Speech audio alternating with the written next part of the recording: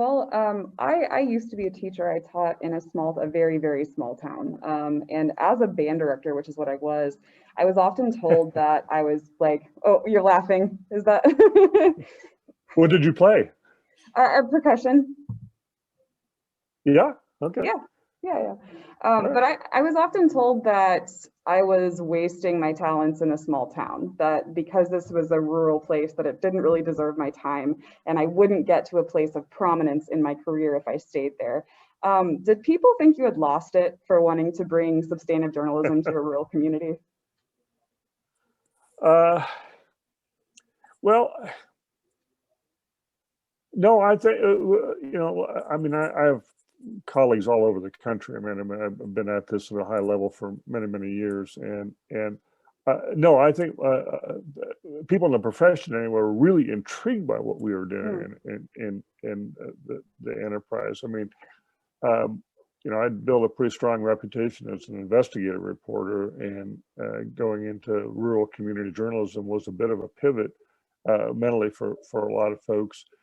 Um, but but you know what I explained to many of my friends is that not only is this a journalism lab, but I'm hoping this is a role model. In other words, I just had a conversation the other day with a former editor of the Philadelphia Inquirer, who's a friend of mine, and I said, a lot of journalism reform typically has started with the New York Times or the Washington Post. I mean, it's these massive institutions, and then everybody else, from the Topeka Herald to the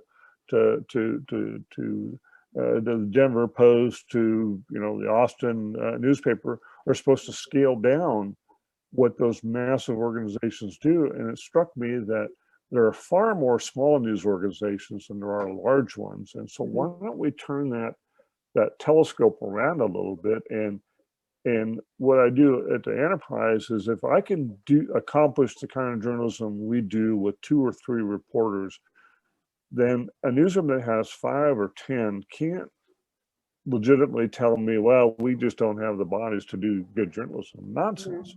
And the Malheur Enterprise has won some national awards for its work.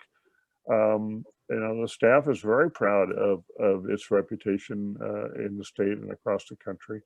And so, I feel a real profound duty to the profession that I can serve from this seemingly small platform. So it's like what you do with any tool. It's like what can you do with a drumstick? In the hands of some people, a drumstick's just a skinny piece of wood. In the hands of someone skilled, it is an amazing instrument, right? And so I don't get much. I don't get people smirking at me about running a small paper. I think rather what I get is people who are kind of awed by what's going on in the enterprise, and then they want to know what lessons they can learn from it, which is exactly what I'm after.